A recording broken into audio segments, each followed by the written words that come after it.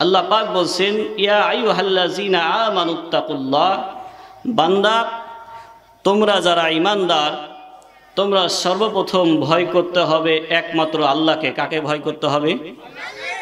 আর একটা আওয়াজ দিয়ে পড়েন, কাকে ভয় করতে হবে? ওয়াকুনু মা'আস সাদিকিন। দ্বিতীয় নাম্বার কাজ হচ্ছে তোমরা সত্যবাদীদেরকে বন্ধুরূপে গ্রহণ করো। তোমাদের সামনে যারা মিথ্যাবাদী আছে তাদেরকে বন্ধুরূপে গ্রহণ করা আল্লাহ পাক নিষেধ করেছেন। কাজ হচ্ছে দুইটা। কয়টা কাজ? জোরে বলেন, কয়টা? এক নাম্বার কাজ হচ্ছে যে আল্লাহকে ভয় করতে হবে। দ্বিতীয় নাম্বার কাজ হচ্ছে সত্যবাদী যারা আছে তাদেরকে বন্ধুরূপে গ্রহণ করতে হবে। ফার্স্টেই বলবেন যে হুজুর, কিছুদিন পূর্বে আমাদের চোখের সামনে যে নির্বাচন আসতেছে, এই নির্বাচনের কথা শুরুতেই আপনি বললেন, এটা কি আমার কথা না আল্লাহর কথা? জোরে বলেন, আমার কথা না আল্লাহর কথা? আল্লাহর কথা। সত্যবাদীকে আপনাকে বন্ধুরূপে গ্রহণ করতে হবে। দুনিয়াতে যে সত্যবাদীকে আপনি বন্ধুরূপে গ্রহণ করবেন, কঠিন কিয়ামতের ময়দানে ওই বন্ধুর সঙ্গে আপনার হাসর নাসর হবে। আল্লাহকে ভয় করতে হবে, সর্ব অবস্থায় আল্লাহকে ভয় করতে হবে। এখানে আমরা যারা তাফসীর মাহফিল শুনতে এসেছি, কার ভয়ে এসেছি? জোরে বলেন, কার ভয়ে? আল্লাহর ভয়ে এসেছি। আমরা নামাজ আদায় করি, সেটাও আল্লাহর ভয়ে করি। আমাদের প্রত্যেকটা ইবাদত বন্দেগী সব কিছু আল্লাহর ভয়ে হতে হবে। কারণ দুনিয়ার জমিনের মধ্যে আপনি আপনার শরীরের যৌবনকালের যে ক্ষমতা, যে বাহাদুরিটা আছে সেটা আপনি দেখাবেন। বৃদ্ধ অবস্থায় আপনি কি সেই ক্ষমতাটা দেখাতে পারবেন? আবার বলি, মরণের পর আপনার সে ক্ষমতার কোনো কাজে লাগবে? এই যে দেখেন জান্নাতের বাগান, মাইকের আওয়াজ সবাই পাচ্ছে, অথচ আপনাদের এই প্যান্ডেলের পাশে আরেকটা প্যান্ডেল, যেটা মেলার প্যান্ডেল বলেন আর যাই বলেন না কেন, এই প্যান্ডেলে দেখা যাচ্ছে যে অগণিত মানুষ হচ্ছে, আর তাফসীর মাহফিলগুলোতে মানুষ আসছে না। ওরা বুঝাতে চাচ্ছে যে আমাদের শরীরে এখনো ক্ষমতা আছে, আমাদের শরীরে এখনো পর্যন্ত শক্তি আছে, আমরা কোরআনের দিকে যাব না, আমরা শয়তানের দিকে যাব। ওই মেলার প্যান্ডেলটা কিসের প্যান্ডেল? জোরে বলেন, কিসের প্যান্ডেল? শয়তানের প্যান্ডেল। যেখানেই যাবেন দুই রকম মানুষ থাকবে। এক নাম্বার হচ্ছে যে সত্যবাদী থাকবে, দ্বিতীয় নাম্বার মিথ্যাবাদী। একটা হচ্ছে হকের পথ, আর একটা কিসের পথ? বাতিলের পথ। যেখানেই যাবেন আপনি দেখতে পাবেন যে দুইটা দল থাকবে, একটা হচ্ছে আল্লাহর কোরআনের দল, আর একটা হচ্ছে শয়তানের দল। এখন বলবেন যে হুজুর, দল বলতে কি আপনি বুঝাচ্ছেন যে বাংলাদেশ জামাত ইসলাম একটা দল, আরেকটা দল হচ্ছে বিএনপি, এই দুইটা দলের কথা বলছেন নাকি আপনি? তারা তো হচ্ছে সব করতে বড় দল। আচ্ছা বলেন তো দেখি, আল্লাহর জমিনের মধ্যে অনেকে বলা বলি করছে, এখন অনেকে বলা বলি করছে তারা তো হচ্ছে বড় দল, কিন্তু আল্লাহর জমিনের মধ্যে আল্লাহর কোরআনের দল বড় না ছোট? আল্লাহর কোরআনের দল হচ্ছে বড়, আর বাদবাকি যে সমস্ত দলগুলো দেখবে সে দলগুলো হচ্ছে ছোট দল। বিশ্বনবী যখন এসেছিলেন মদিনায়, মক্কাতুল মুকাররমায় আল্লাহ রাসূল এসেছেন, দিনের দাওয়াত দিয়েছেন, ছিলেন একাই, কিন্তু কোরআনের পথে একের পর এক মানুষ আস্তে আস্তে আস্তে আস্তে আস্তে আস্তে এমন এক পর্যায়ে চলে গেছে, মক্কাতুল মুকাররমা মদিনা আল্লাহর কোরআনের দলে দলে আল্লাহ পাক সাজিয়ে দিয়েছে। জোরে বলেন সুবহানাল্লাহ। আরেকটা আওয়াজ দিয়ে পড়েন সুবহানাল্লাহ। ইতিপূর্বে আপনারা এই তাফসীর মাহফিলগুলোকে, স্টেজ প্যান্ডেলগুলোকে সাজানোর জন্য এক দুই জায়গা নয়, 14, 15 থেকে 16, 17, এমনকি এমপিকে পর্যন্ত ধরতে হয়েছিল আপনাদের। আল্লাহর কোরআনের কথা বলতে যায়, আল্লাহর কোরআনের তাফসীর মাহফিল করতে যায় 90% মুসলমানের দেশে অনুমতি নেওয়ার জন্য একের পর এক আপনাকে কেন হয়রানি হতে হবে? আগের দিন বাঘে খেয়েছে। আগের দিন কিসে খেয়েছে বলেন? আগের দিন বাঘে খেয়ে দিয়েছে। এখন সামনে যে দিনটা আসছে সেটা হচ্ছে আল্লাহর কোরআনের দিন। সামনে যে দিনটা হবে সেটা আল্লাহর কোরআনের দিন। সামনের যে পথটা হবে সেটা আল্লাহর কোরআনের পথ। সামনে যে রাজটা কায়েম হবে সেটা আল্লাহর কোরআনের রাজ। সামনে যে সমাজটা হবে সেটা ইসলামী সমাজ। এই ইসলামী সমাজের মধ্যে আল্লাহর কোরআনের হক কথা বলতে যা আপনাদেরকে আর হয়রানি হতে হবে না। কথা বলেন ঠিক না বে ঠিক? জোরে বলেন ঠিক না বে ঠিক? এই কারণে আর আপনাদেরকে অনুরোধ করে বলবো, সময় এসেছে আর ওই দিকে যায়েন না যেই দিকে গেলে পারে আপনাকে বারবার অনুমতি নিতে হবে। বুঝতে পেরেছেন না পারেননি? জ্ঞানীর জন্য ইঙ্গিতই যথেষ্ট। জ্ঞানীর জন্য কি যথেষ্ট? ইঙ্গিতই যথেষ্ট। সময়ত উপস্থিতি, সময়ত হাজরিন, সর্বপ্রথম যেটা কাজ হচ্ছে সেটা হচ্ছে আল্লাহকে ভয় করতে হবে। কাকে?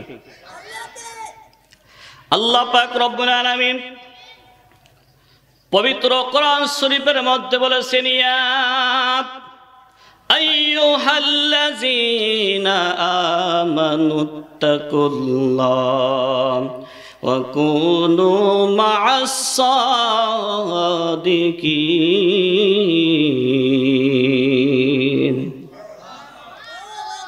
ও বান্দা, তোমরা যারা ঈমানদার, দুনিয়ার কোন র‍্যাব পুলিশ বাহিনীদেরকে তোমরা ভয় করিও না, তোমরা ভয় করো একমাত্র আমি আল্লাহকে। কারণ দুনিয়ার জমিনের যত বড় বড় নেতা আসুক না কেন, যত বড় বড় ক্ষমতাবান ব্যক্তিরা আসুক না কেন, সবাইকে কঠিন কিয়ামতের ময়দানে আল্লাহর সামনে সবাইকে আসামির কাঠগড়ায় দাঁড় হতে হবে। ওই কঠিন কিয়ামতের ময়দানে আল্লাহ পাক ডাক দিয়ে বলবে, লিমানিল মুলকুল ইয়াউম লিল্লাহিল ওয়াহিদিল কাহার। ও দুনিয়ার সেই সমস্ত ক্ষমতাশীল রাজা বাদশারা, কোথায় তোমাদের ক্ষমতা, কোথায় তোমাদের পাওয়ার, কোথায় তোমাদের শক্তি? যে ক্ষমতা খাটিয়ে তুমি আল্লাহর জমিনের মধ্যে আল্লাহর কোরআনের প্রচার করতে দাও নাই, মানুষগুলোকে সঠিকভাবে নামাজ আদায় করতে দাও নাই, দিনের পরে দিন আলেমদেরকে নির্যাতন করেছ, দিনের পরে দিন আল্লাহর কোরআনের হক কথা যারা বলেছে একের পর এক তাদের নখগুলোকে তোমরা প্লাস দিয়ে কেটেছ, আল্লাহর জমিনের মধ্যে আল্লাহর দিনের কথা যারা বলেছে তাদেরকে কত জুলুম, কত নির্যাতন তোমরা করেছিলা, কত মানুষকে নির্মমভাবে, নিষ্ঠুরভাবে, ওই মানুষটা কোনো অপরাধ করেনি অথচ মানুষটাকে গুলি চালায়া দুনিয়া থেকে বিদায় করে দিয়েছিলা। কোথায় তোমাদের পাওয়ার, কোথায় আজকে তোমাদের ক্ষমতা?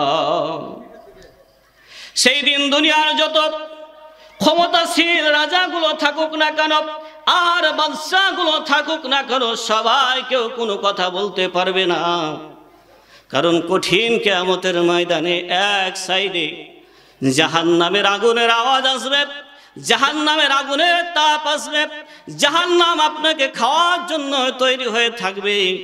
মাথার উপরে যখন সূর্যটা চলে আসবে, নাক দিয়ে কান দিয়ে গলে গলে মগজগুলো খসে খসে পড়বে। আল্লাহ পাক বলবে, লিমানিল মুলকুল ইয়াউম লিল্লাহিল ওয়াহিদিল কাহার। আজকে কোথায় তোমাদের ক্ষমতা, কোথায় তোমাদের পাওয়ার?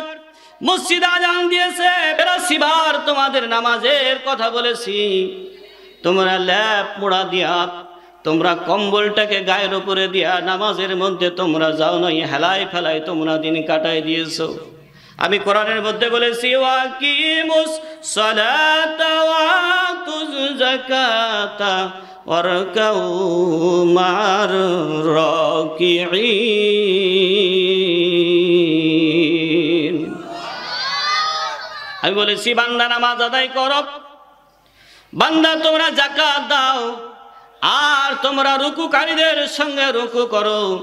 তোমরা মসজিদে না যায় চায়ের আড্ডা গিয়েছিলা, মসজিদে না যায় গানের আড্ডায় গিয়েছ, মসজিদে নামাজ আদায় করতে না যায় তুমি হেলায় খেলায় দিন কাটাইছো। আজকে তোমার ক্ষমতা কোথায়, কোথায় তোমাদের পাওয়ার? কঠিন কিয়ামতের ময়দানে কিছু সংখ্যক আলেমদেরকে আল্লাহ পাক ডাক দিয়ে বলবে, ও দুনিয়ার সেই সমস্ত আমার কোরআনের প্রচারকগণ যারা দুনিয়াতে কোরআনের প্রচার করেছো, কন্টাক্ট করে করে তোমরা কোরআনের প্রচার করেছো, ৭০,০০০, ৮০,০০০, ১ লক্ষ টাকা না দিলে পারে কোরআনের ময়দানে তোমরা কোরআনের প্রচার করতে যাইবা না। কোনো মাহফিল কমিটি যদি বলেছে, হুজুর মাদ্রাসার ছাত্রগুলো মানুষের দ্বারে দ্বারে ঘুরে কিছু চাল সংগ্রহ করতে যায়, আপনার ৭০,০০০, ৭৫,০০০ টাকার ৫,০০০ টাকা কম হয়েছে, হুজুর আপনার অ্যাকাউন্টে ৫,০০০ টাকা কম লেগেছে, তখন তুমি বলেছো আমি ওই ময়দানে কোরআনের প্রচার করতে যাব না। ও দুনিয়ার সেই সমস্ত আলেমগুলো কোথায় আজকে তোমাদের টাকা, কোথায় আজকে তোমাদের সম্পদ, কোথায় আজকে তোমাদের ক্ষমতা? তোমরা আমার কোরআনের প্রচার করতে গিয়েছিলে, কন্টাক্ট করে করে আমার কোরআনের প্রচার করেছো, 1 লক্ষ 1.5 লক্ষ টাকা কন্টাক্ট করে তোমরা কোরআনের প্রচার করেছো। অথচ আমার আপনার নবী বিশ্ব নবী যখন তায়েফের ময়দানে কোরআন প্রচার করতে গিয়েছিলেন, ওই তায়েফের ময়দানে বিশ্ব নবী কত টাকা ওই তায়েফবাসীর কাছে কন্টাক্ট করেছিল? মুসলমান ও জাতি, আজকে তোমাদেরকে জানতে চাই, সে সমস্ত আলেমদেরকে বলতে চাই, বিশ্ব নবী যখন তায়েফের ময়দানে কোরআন প্রচার করতে গিয়েছিল, আল্লাহর নবী তায়েফবাসীর কাছে কত টাকা কন্টাক্ট করেছিল? অথচ আল্লাহ নবীকে তায়েফবাসী টাকা তো দেয় নাই, কন্টাক্ট তো বিশ্ব নবী করে নাই। বিশ্ব নবীকে ওই সভাতে তায়েফের মানুষেরা ইট দিয়ে পাথর দিয়ে রক্তে রক্তাক্ত করে দিয়েছিল। এরপরও বিশ্ব নবী ওই তায়েফের ময়দানে আবার কোরআনের প্রচার করতে গিয়েছিল। পড়েন আলহামদুলিল্লাহ। আজকে দুনিয়ার কিছু সংখ্যক আলেম, আমি তাদের নাম নিব না, তাদেরকে আপনি যদি বলেন হুজুর এই চাঁপাইনবাবগঞ্জ সদর রাজরামপুর আমরা একটা কোরআনের ময়দান সাজাতে চাই, আগে বলবে কত টাকা দিবেন আমাকে? আমাকে 1 লক্ষ টাকা লাগবে, 1.5 লক্ষ টাকা লাগবে, আমাকে হেলিকপ্টার লাগবে। 5,000 টাকা কম দিলে পর আমি ওই ময়দানে ওয়াজ করতে যাব না। আপনাদেরকে বলতে চাই, আপনি যখন কোরআনের ময়দান ছেড়ে যখন আপনি কবরের বাসিন্দা হয়ে যাবেন, ও দুনিয়ার সেই সমস্ত কন্ট্রাক্টধারী আলেমগুলো যারা 2.5 লক্ষ 3 লক্ষ টাকা দিনের মধ্যে দিনে আয় রোজগার করতেছেন, কাফনের প্যাকেটে তো আপনার একটাও টাকা দেওয়া হবে না। কথা বলেন ঠিক না বেঠিক? ওই সমস্ত আলেমদেরকে আল্লাহ পাক বলেন লিমানিল মুলকুল ইয়াউম লিল্লাহিল ওয়াহিদিল কাহার। ও আলেমের আজকে তোমাদের ক্ষমতা কোথায়, কোথায় তোমাদের পাওয়ার? কথা বলেন ঠিক না বেঠিক? আলেমদেরকে কি ছেড়ে দিবে? এই কথা বলেন ছেড়ে দিবে? আজকে দেখবেন অনেক আলেম কন্টাক্ট করে, বলবেন হুজুর, এক হুজুর হয়ে আর এক হুজুরের বিপক্ষে কথা বলছেন। না ভাই, আমি বিপক্ষে কথা বলি না, আমরা ছোট মানুষ, কোরআনের ময়দানে ছোট মানুষ, আমরা খুব বড় মানুষ নই। কিন্তু একটাই কথা বলতে চাই, সমস্ত কন্ট্রাক্টধারী আলেমদেরকে আপনাদেরকে ত্যাগ করতে হবে। কারণ কন্ট্রাক্ট করে যারা কোরআনের ময়দানে কথা বলবে, তাদের কথাও শোনা ঠিক হবে না। কথা বলেন ঠিক না বেঠিক? ঠিক হবে নাকি? কথা বলেন ঠিক হবে নাকি? আল্লাহ পাক বলে আইয়ুহাল্লাযীনা আমানুত্তাকুল্লাহ, বান্দা সর্বপ্রথম তোমাকে ভয় করতে হবে আমার আল্লাহকে। জোরে বলেন কাকে? দ্বিতীয় নাম্বার কাজ হচ্ছে ওয়াকুনু মা'আস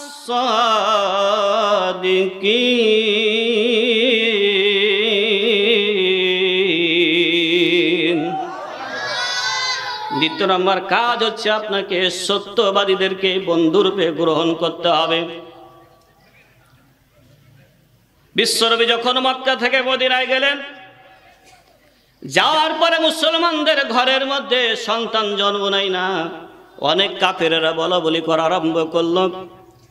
মুসলমানেরা সম্ভবত হিজড়া হয়ে গেছে, বলেন নাউজুবিল্লাহ। আরো জোরে বলেন নাউজুবিল্লাহ। আল্লাহ নবী দোয়া করলেন, আল্লাহ এই কথা আমি শুনতে পাইতেছি। আল্লাহ পাক সে সময় মদিনায় সর্বপ্রথম একজন শিশু সন্তানকে জন্ম দিয়েছিল, তার নাম হচ্ছে আব্দুল্লাহ ইবনে জুবায়ের। আল্লাহ পাক আসারে মুবাশশারাতে বিল জান্নাত, দুনিয়াতে 10 জন ব্যক্তিকে জান্নাতের সার্টিফিকেট দিয়েছেন। তার মধ্যে আব্দুল্লাহ ইবনে জুবায়ের হচ্ছে একজন। সে আব্দুল্লাহ ইবনে জুবায়ের হচ্ছে আবু বকর সিদ্দিক সাহাবী, নাম শুনেছেন আপনারা?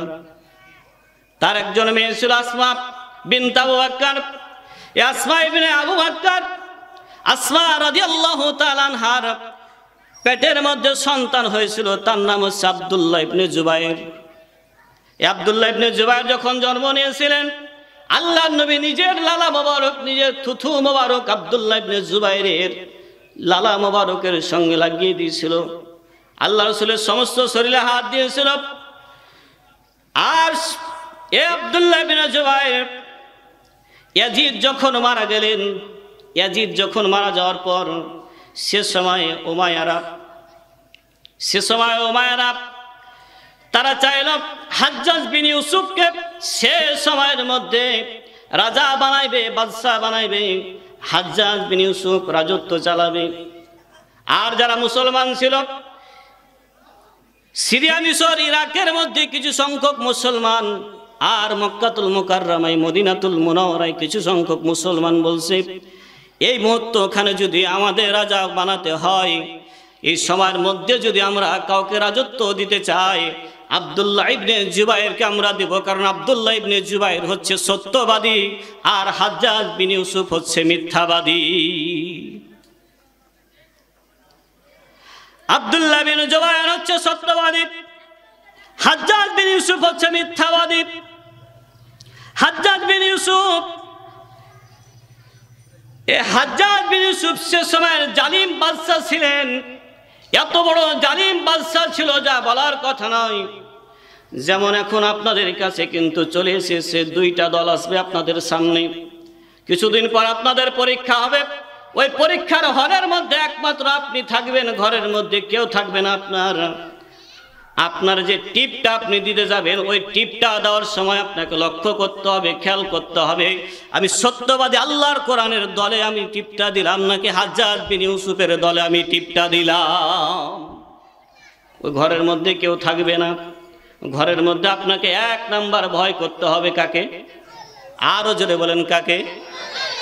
আল্লাহকে ভয় করতে হবে আপনাকে। বলবেন হুজুর আপনি কি নুরুল ইসলাম বুলবুল ভাইয়ের ভোট করার জন্য জায়গাতে তাফসীর মাহফিল করছেন? না রে ভাই না, আমি ওই কথা বলবো না। আপনি ভোট দিতে পারেন চরমনাইকে, ভোট দিতে পারেন হেফাজতকে, আপনি ভোট দিতে পারেন জামাতকে, ভোট দিতে পারেন আপনি বিএনপিকে, আপনি ভোট দিতে পারেন এরশাদ চাচাকে, আপনি যাকেই দেন না কেন, ভোট দেওয়ার সময়তে আপনাকে একটা জিনিস খেয়াল করতে হবে আমি সত্যবাদীকে বন্ধুরূপে গ্রহণ করব, কোনো মিথ্যাবাদীকে দুনিয়ার জমিনের মধ্যে আমি বন্ধুরূপে গ্রহণ করব না। কথা বলেন ঠিক না বেঠিক? দল হচ্ছে দুইটা, একটা হচ্ছে কোরআনের দল, একটা হচ্ছে হাজ্জাজ বিন ইউসুফ, আর একটা হচ্ছে আব্দুল্লাহ বিন জুবাইর। দুইটা দল, দুইটা দলের ইরাকের ইয়ামিনের কিছু সংখ্যক মুসলমানেরা পর্যন্ত চাইলে আব্দুল্লাহ বিন জুবাইরকে আমরা রাজত্ব দেব। আব্দুল্লাহ বিন জুবাইর সে রাজত্ব চালাবে, সে ক্ষমতা চালাবে মক্কার মধ্যে, তাকে আমরা সময় দেব, তাকে আমরা ক্ষমতা দেব।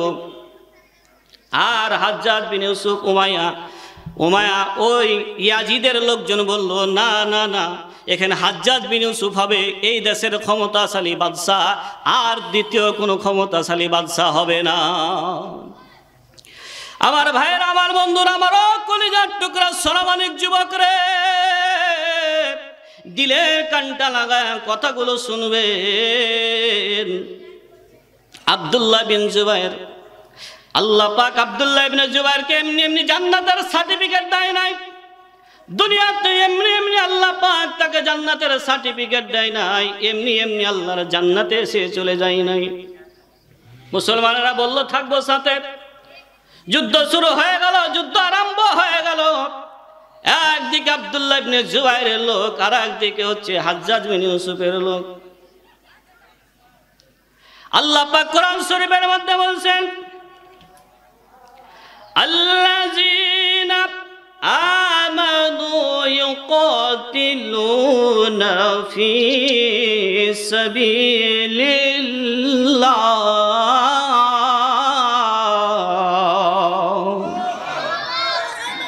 والذين كفروا يقاتلون في سبيل الطاغوت।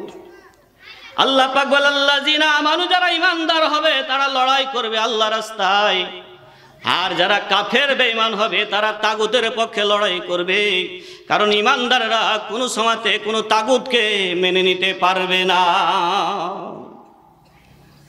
যুদ্ধ আরম্ভ হয়ে গেল, একের পর এক হাজ্জাজ বিন ইউসুফ একের পর এক মানুষগুলোকে হত্যা করে। শুধু মানুষগুলোকে হত্যা করে না রে বাবা, যারা একের পর এক আল্লাহর জান্নাতের আসামি হয়ে যায় তাদেরকে, মৃত ব্যক্তিদেরকে হত্যা করার পরে তাদের পা দুইখানাকে উপর দিকে করে গাছের সঙ্গে রশি বেঁধে দিয়া পা দুইখানা কবর দিকে করে, আর মৃত মানুষের চোখগুলোকে কানগুলোকে একের পর এক তারা তুলে ফেলে দিয়ে একবার কান কাটে, একবার চোখ কাটে, একবার নাক কাটে।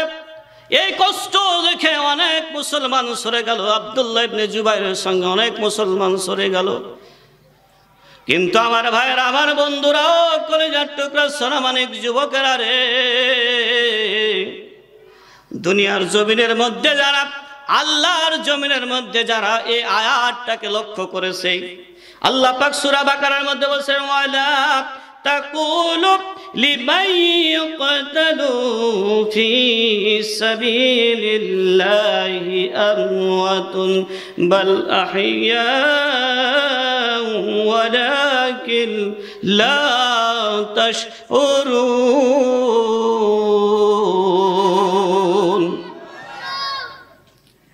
আল্লাহ পাক বলে, দুনিয়াতে যারা ইমানদারদেরকে, সত্যবাদীদেরকে বন্ধু রূপে গ্রহণ করে, সত্যবাদীদের সঙ্গে থেকে যারা শহীদ হয়ে যাবে, যারা দুনিয়া থেকে চলে যাবে, তোমরা মনে করো মানুষটা মারা গেছে, কিন্তু না না না, ওই মানুষটা মারা যায় নাই, ওই মানুষটা আল্লাহর জান্নাতের মধ্যে আছে। জোরে বলেন সুবহানাল্লাহ। আল্লামা সাঈদী সাহেবকে হত্যা করা হয়েছে, আবার একইভাবে হাসিনা এদেশ থেকে পালাইছে। সময় এমন চলে আসবে, হাসিনা নামটা কোনো মানুষ, কোনো মেয়ের নাম রাখতে চাইবে না। কথা বলে না কেন? আল্লামা সাঈদী সাহেব দুনিয়া থেকে চলে গেছে।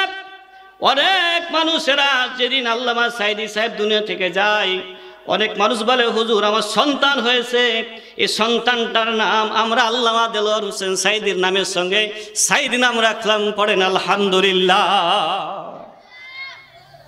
সাঈদী সাহেব যে মারা গেছেন, ওই ব্যক্তি যে মারা গেছেন, কিন্তু তার এখন পর্যন্ত তার নাম নেওয়ার তো দূরের কথা, এখন পর্যন্ত আল্লামা সাঈদী সাহেবের অনেক এমন ভক্ত আছে যারা আল্লামা সাঈদী সাহেবের পক্ষ থেকে আল্লাহর কোরআনের পক্ষে নিজের জীবন, নিজের জান, নিজের মাল সব কিছু আল্লাহর জমিনের মধ্যে কুরবান করে দিতে রাজি আছে। কথা বলেন ঠিক না বেঠিক? আপনারা আল্লাহর জমিনের মধ্যে আল্লাহর কোরআন, আল্লাহর দ্বীনের পক্ষে, সত্যবাদীদের পক্ষে কারা কারা, কোন মুসলমান থাকতে চান? দুটো হাত তুলে আল্লাহকে দেখায় মুসলমান। লিল্লাহে তাকবীর, লিল্লাহে তাকবীর। আল্লাহ পাক কবুল করুক। জোরে বলেন আমিন। আরো জোরে বলেন আমিন। কালেমা পড়ে লা ইলাহা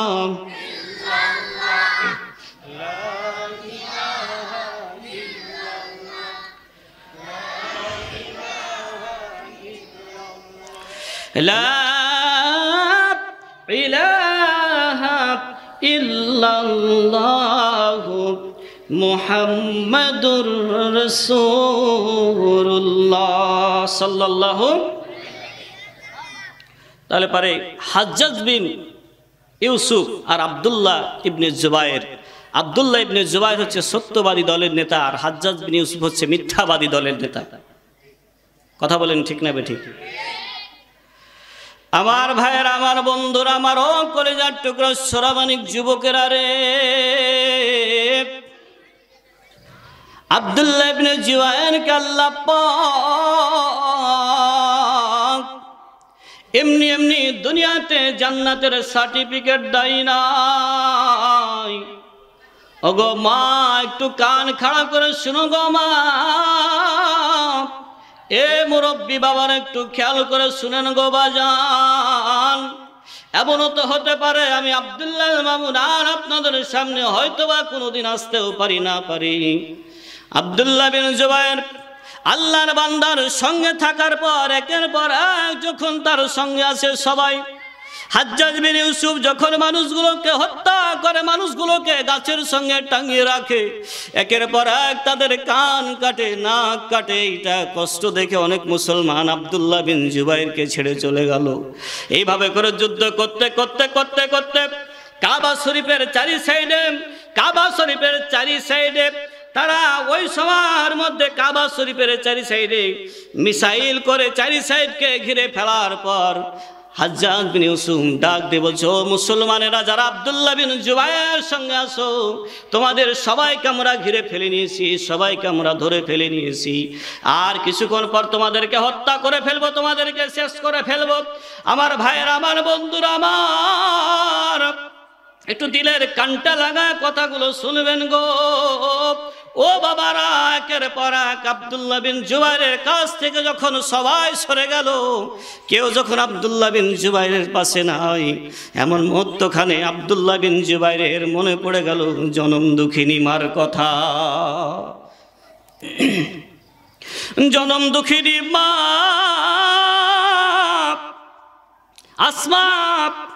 আসমার কথা যখন মনে পড়ে গেল, বয়স্ক মানুষ, বৃদ্ধ মানুষ, 80 বছরের বয়স্ক মহিলা, চোখে কম দেখে, কানে কম শুনে, সঠিকভাবে রাস্তা দিয়ে তার হাঁটতে পারে না। এই আসমা জনম দুঃখিনী মার কথা মনে পড়ে গেল। আব্দুল্লাহ বিন জুবায়ের ভেবে নিলেন, না না না না না না, আর আমার তো রক্ষা নাই, আমাকে তো শেষ করে ফেলবে, আমাকে হাজ্জাজ বিন ইউসুফ মেরে ফেলবে, আমি তো মারা যাব, আমার মরণ হয়ে যাবে। এই মুহূর্তখানে আমার জনম দুঃখিনী মার চেহারাটা দেখার জন্য আমার মনে পড়ে গেল। আব্দুল্লাহ ইবনে জুবায়ের চলে গেলেন মায়ের কাছে। মায়ের কাছে যা বলছে, মা, ও গো মা, দুনিয়ার জমিনের মধ্যে মায়ের চোখের সামনে সন্তানের লাশের মতন ভারী লাশ আর দুনিয়াতে কিছু হতে পারে না। কারণ জনম দুঃখিনী মা কোনোদিন চাইবে না নিজের সন্তান আমার আগে মারা যায়। জনম দুঃখিনী মা চাই যেদিন সন্তানকে মা জন্ম দেয়, সেদিন মা বলে, আল্লাহ তুমি আমার জীবনটা নিয়ে নাও, কিন্তু আমার সোনা মানিক, আমার এই খোকাটাকে দুনিয়ার মুখটা দেখাও, আমার মার মরণটা নিয়ে নাও। ও গো মা, তুমি তো চোখে দেখতে পাও না, তুমি তো কানে শুনতে পাও না, তুমি কি শুনেছো কি শুনো নাই? ইসলামের পক্ষে থাকার কারণে, আল্লাহর জমিনের মধ্যে আল্লাহর কোরআনের পক্ষে থাকার কারণে, সত্যবাদীদের দলে থাকার কারণে, আল্লাহর জমিনের মধ্যে কোরআনের রাজ চলুক, এই কথাটা বলার কারণে হাজ্জাজ বিন ইউসুফ একের পর এক লোকগুলোকে সে হত্যা করে ফেলে দিয়েছে, মেরে ফেলে দিয়েছে। মা ডাক দে বলে, সন্তান, দুনিয়ার জমিনের মধ্যে যারা ঈমানদার হবে, যারা আল্লাহ হবে, তারা তো কোনো সময় ভয়ে পালিয়ে আসতে পারে না, যুদ্ধের ময়দান থেকে পালিয়ে আসতে পারে না। কারণ যুদ্ধের ময়দানে যদি কোনো ঈমানদার থাকে, আমার আল্লাহ পাক তাকে বিজয় দান করে। পড়েন আলহামদুলিল্লাহ। আল্লাহ পাক বলে, ওয়ালা তাহিনু ওয়ালা তাহজানু ওয়া আনতুমুল আ'লাউনা ইন কুনতুম মুমিনিন।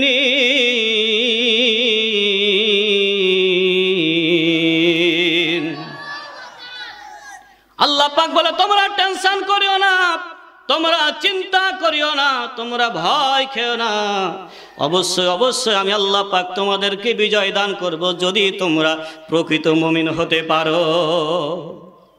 আপনারা দেখেছেন কিছুদিন পূর্বে যে ডাকসু নির্বাচন হলো, এই ডাকসু নির্বাচনে যে ঢাকার বুকে শিবিরের নাম নেওয়ার মতন কেউ ছিল না। মুমিন হয়ে আল্লাহর বান্দারা নিজের নখগুলো, নিজের জীবনগুলোকে, নিজের জানগুলোকে কুরবান দেওয়ার কারণে ওই ডাকসু নির্বাচনে কিছুদিনের মধ্যে আল্লাহ পাক বিজয় দান করেছে। পড়েন আলহামদুলিল্লাহ। আলহামদুলিমান কদ্দারা খায়রাও ওয়া খাবালান ওয়া শুকরা লিমান শাওয়ারা হুসনা ওয়া জামালান ফারদুন সাবাদুন আন সিফাতিন খালকা বারিউন রাব্বুন আযালিনুল খালাকাল খালকা কামালান লা জিদ্দা ওয়ালা আবদিদ্দা ওয়ালা হাদ্দা লিমাওলা আলানা কামা কানা ওয়ালাম ইয়ালকা জাওয়ালা। জোরে জোরে বলেন আমিন। বিজয় দেওয়ার মালিককে? আরো জোরে বলেন কে?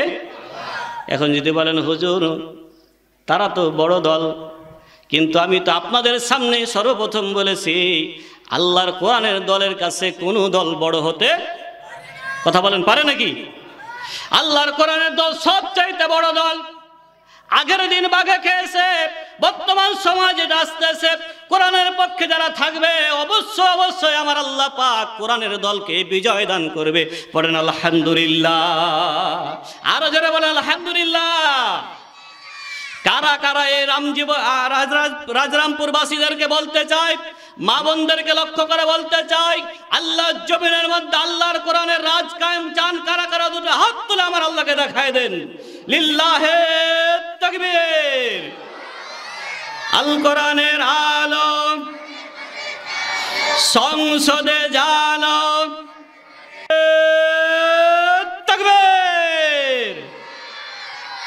আল্লাহ পাক কবুল করুক, জোরে বলেন আমিন, আরো জোরে বলেন আমিন। আল্লাহর জমিনের মধ্যে আল্লাহর কোরআনের রাজ চান না আপনারা?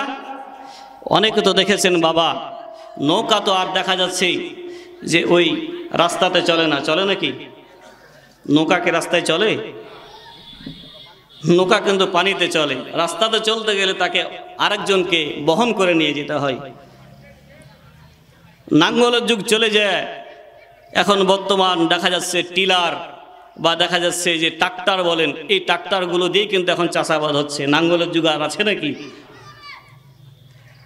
আপনারা দেখেছেন ইতিপূর্বে মেপেছেন যে জিনিস দিয়ে ধানের শীষকে মেপেছেন, কিন্তু আল্লাহর কোরআনকে, এই আল্লাহর কোরআনের জমিনের মধ্যে একটাবার আল্লাহর কোরআনের এই দাড়ি পাল্লার দিকে একটু লক্ষ্য করে দেখবেন, খেয়াল করে দেখবেন। আল্লাহর জমিনের মধ্যে আল্লাহর কোরআনের রাজ আপনাদেরকে প্রত্যেককে আব্দুল্লাহ ইবনে জুবায়েরের পক্ষ থাকতে হবে, হাজ্জাজ বিন ইউসুফের পক্ষে থাকা যাবে না। কথা বলেন ঠিক না বেঠিক? আমার ভাইয়ের, আমার বন্ধুরা, আমার আব্দুল্লাহ বিন জুবায়ের মায়ের কাছে চলে গেলেন। মা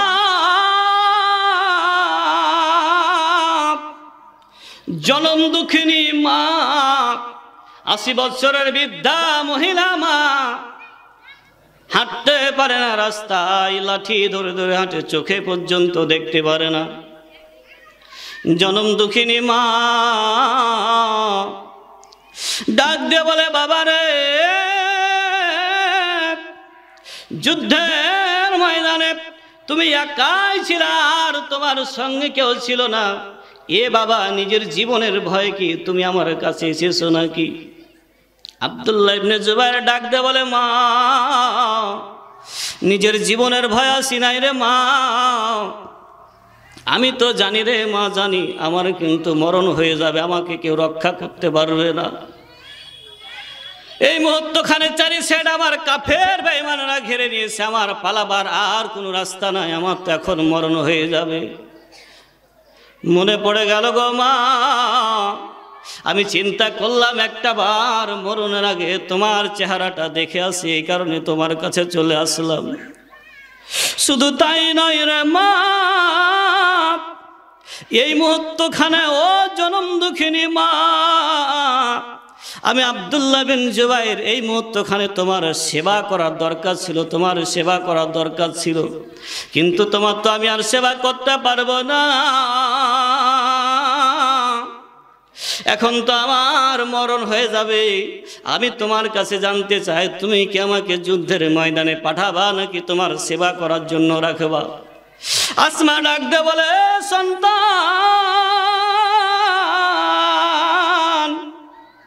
না রে বাবা না, আমার সেবা করার তোমার কোনো প্রয়োজন নাই। তুমি চলে যাও, চলে যাও, যুদ্ধের ময়দানে চলে যাও, কারণ যুদ্ধের ময়দানে যারা শহীদ হয়ে গিয়েছেন তারা সবাই জান্নাতে চলে গিয়েছেন। জান্নাতের রাস্তা তোমার জন্য অপেক্ষা করতেছে। কোনো সময়তে তুমি বাতিলের কাছে, কোনো সময়তে তুমি মাথা নত করবা না। জনম দুঃখিনী মা